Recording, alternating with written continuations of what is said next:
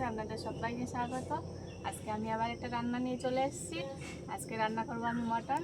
একটু অন্যরকমভাবে আপনারা ভিডিওটা শেষ পর্যন্ত দেখবেন।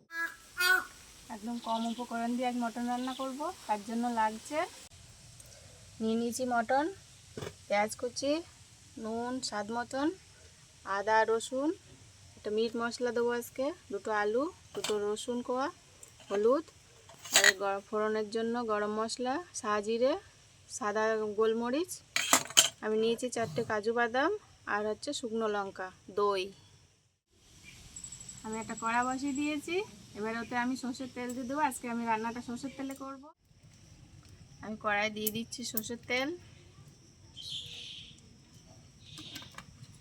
দিয়ে দেবো আমি গরম মশলা, সাজিরে আর সাদা গোলমরিচ।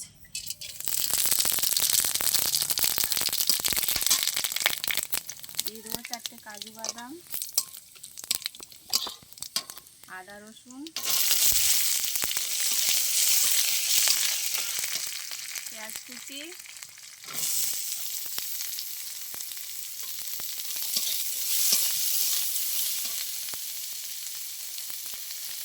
দিয়ে দেবো শুকনো লঙ্কা,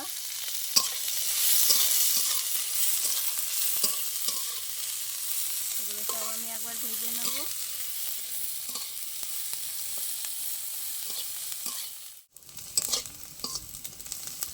আমার মশলাগুলো ভাজা হয়ে গেছে, আমি এর চেয়ে বেশি ভাজবো না, এবার তুলে নেব।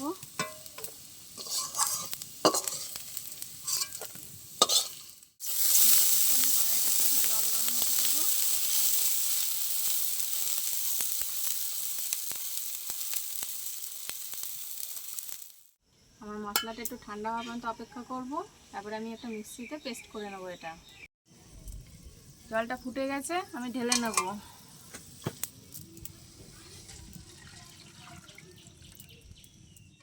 কড়া বসিয়ে দিয়েছি, এবার আমি ওতে তেল দিয়ে দেবো। তেল গরম হয়ে গেছে, আমার মিক্সির পেস্ট করা মশলাটা এবার দিয়ে দেবো।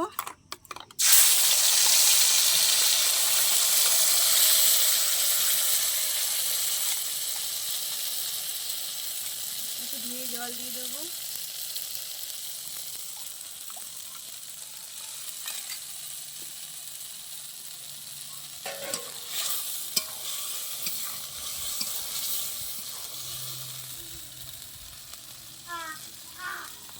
এবার দই দিয়ে দেবো এতে আমি।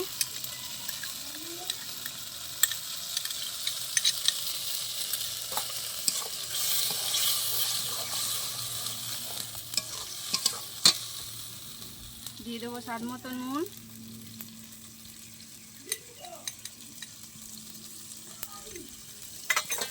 দেবো হলুদ পরিমাণ মতন,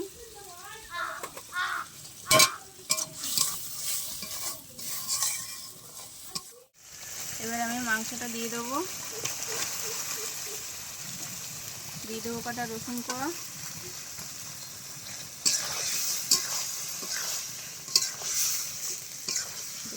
ভালো করে কষে নেবো এটা।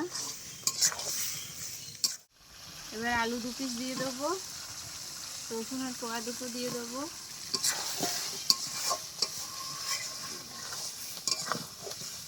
এবার আমি ঢেকে দেবো।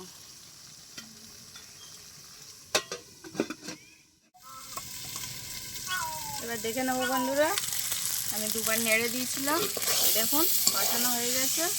এবার আমি এতে গরম করে রাখা জল দিয়ে দেবো। দিয়ে দিচ্ছি জল।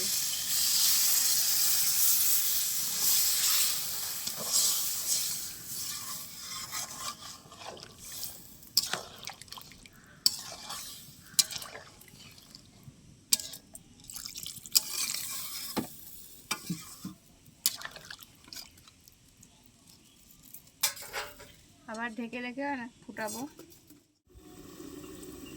এবার আমি মাংসটা দেখে নেবো। এটা প্রায় 40 মিনিট ফুটিয়েছি আমি, এই দেখুন।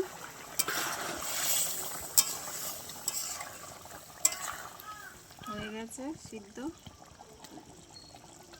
এটা আমার ছাড়িয়ে যাচ্ছে। এবার আমি সামান্য মিট মশলা দিয়ে দেবো। আজকে একদম হালকা পাতলা মশলা দিয়েছি, কোনো গুঁড়ো মশলা দিইনি। হয়ে গেছে, এবার আমি ঢেলে নেব। এই দেখুন বন্ধুরা, আমার মাটন রেডি হয়ে গেছে। একটু অন্য ধরনের করেছি, আপনারাও ওই রকম খেয়ে দেখবেন বাড়িতে বানিয়ে। আর ভালো লাগলে কমেন্টে অবশ্যই জানাবেন। আর আমার পেজটা যদি ইউটিউব থেকে দেখেন তাহলে সাবস্ক্রাইব করে দেবেন, নাহলে ফেসবুক থেকে পেজটা ফলো করে দেবেন। টাটা, আবার দেখা হচ্ছে পরের ভিডিওতে।